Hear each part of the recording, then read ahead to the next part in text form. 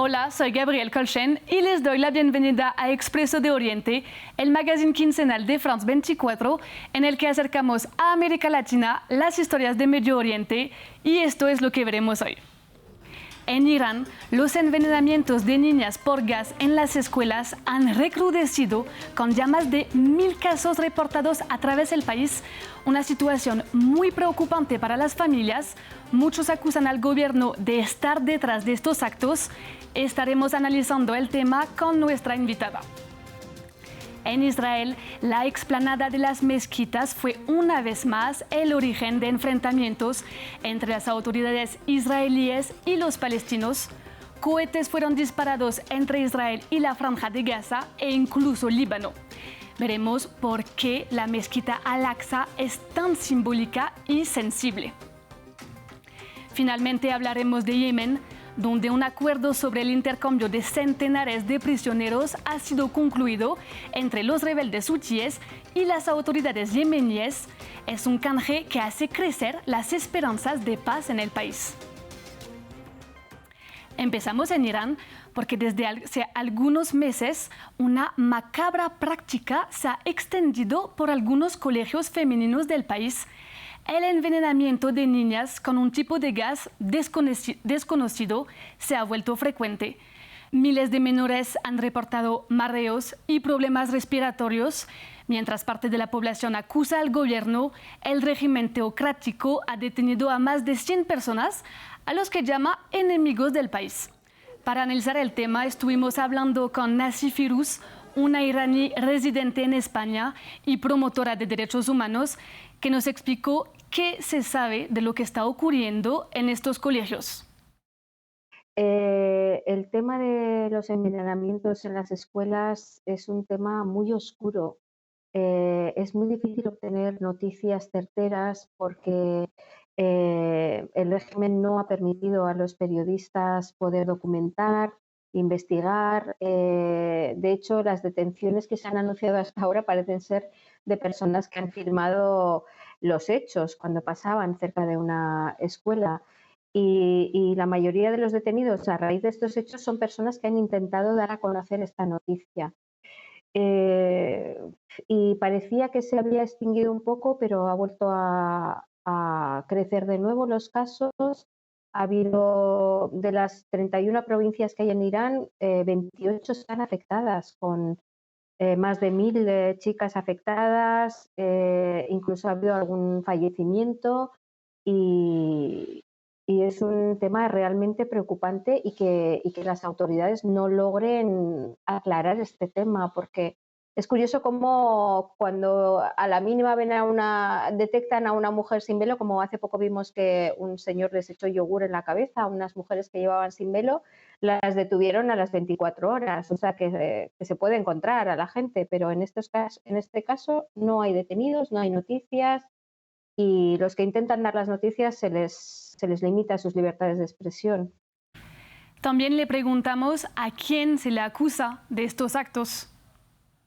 Bueno, hay diversas teorías. Hay quien dice que es una especie de venganza porque las escuelas han sido también un hervidero de protestas. Digamos que la generación del TikTok en Irán ya no acepta, las chicas ya no aceptan que se les diga que son menos que los hombres, que no tienen los mismos derechos, que no se pueden expresar, que no pueden ser libres, que no pueden vestirse como quieran.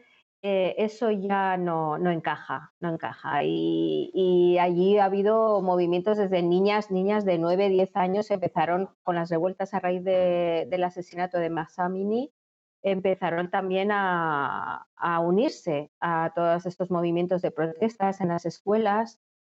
Sus profesores les han secundado muchas veces, pero bueno, pues ya sabes que la represión en Irán está siendo muy, muy fuerte, muy tajante. Y bueno, en un principio se dice que se quiere callar la voz de estas chicas y atemorizarlas para que no sigan reclamando sus derechos. Esa es una de las teorías. Hay alguna otra que son grupos muy radicales. El gobierno suele siempre, bueno, el régimen suele acusar siempre a fuentes extranjeras, incluso a medios de comunicación extranjeros. Así que lo que está claro en este tema es que no hay nada claro y que es un tema muy, muy oscuro y que está afectando mucho a la población, a los padres y las familias de estas chicas. Finalmente, Nasi nos explicó cómo evolucionó el movimiento de protestas que empezó después de la muerte de la joven Mahsa Amini. El tema el movimiento comenzó con la muerte, el asesinato de Mahsa Amini, pero ya no es solo Mahsa, son multitud de grupos y de personas, una gran parte de la población que está descontenta. Los hombres están participando muy activamente y luego, pues ya te he dicho que hay minorías étnicas perseguidas, los kurdos, los baluch, los profesores están muy descontentos, han salido también a las calles. eh, Son multitudes y millones de personas en el país que ya no con esta represión. Y sí que ha habido, parece que se les ha logrado callar un poco, pero hay un rescoldo ahí debajo de la brasa que va a salir en cualquier momento. Irán es como una bomba a punto de explotar. Eh, y la gente que vive allí, la inmensa mayoría, que son los que quieren la libertad, los derechos humanos, creen y confían en que esto ya no tiene vuelta atrás, que aunque parezca que ya no hay mucho griterío por las calles, esto va a volver, incluso están empezando a pedir que los hombres acompañen a la protesta con las mujeres llevando pantalón corto, que tampoco les dejan a los hombres. Eh, por lo que me cuentan, es muy habitual ver a muchísimas mujeres en la calle sin el hijab, en un desafío a esta imposición. Así que todavía queda mucho que contar y mucho que ver de lo que va a pasar en Irán, pero esto es una historia que va a avanzar, que ya no hay marcha atrás en este movimiento, por lo que se está percibiendo. Seguimos en Israel. La explanada de las mezquitas ha sido un escenario histórico de tensión entre israelíes y palestinos porque coexisten sitios de oración musulmanes y judíos. En los últimos días coincidieron la Pascua judía y el Ramadán, lo que fue el detonante de fuertes enfrentamientos. Los nuevos choques en Jerusalén han escalado a un intercambio de cohetes entre Israel con milicias de Gaza y Líbano y atentados que han dejado varios muertos y heridos. Además, la policía de Israel detuvo de manera violenta a decenas de palestinos mientras rezaban en la mezquita de Al-Aqsa, lo que desencadenó en fuertes reacciones en el mundo musulmán. Pero, ¿por qué la explanada de las mezquitas es un lugar tan sensible y siempre foco de tensión? Es el tercer lugar más sagrado del Islam, después de la Meca y Medina en Arabia Saudita. Se encuentra en Jerusalén Este, la parte palestina ocupada y anexionada por Israel desde 1967 y considerada por el Estado de Palestina como su propia capital. En la explanada está erigida la mezquita de Al-Aqsa, que significa la más lejana. Es el santuario más distante al que, según la tradición musulmana, acudió el profeta Mahoma. Y también está la cúpula de la roca, otro sitio divino para los musulmanes. Mientras tanto, este mismo sitio es conocido por los judíos como Monte del Templo, el lugar más sagrado para ellos. La explanada fue construida en el siglo VII sobre el emplazamiento de lo que hubiera sido el primer templo judío, cuna de esta religión, pero destruido por los romanos. Lo único que queda de este antiguo templo judío es el muro occidental o Muro de las Lamentaciones.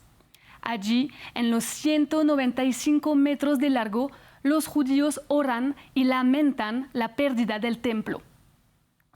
Parte de la comunidad judía tiene como objetivo volver a construir su templo en la explanada, lo que explica en parte todas estas tensiones.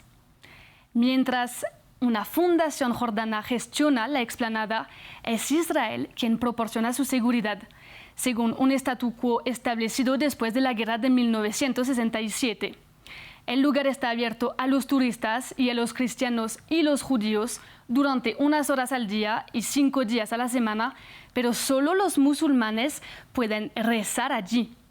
Los palestinos consideran este lugar como el último vestigio de Jerusalén que los israelíes no ocupan, pero temen que Israel planee algún día apoderarse de ello. Por eso, la explanada se ha transformado en un símbolo de la lucha palestina.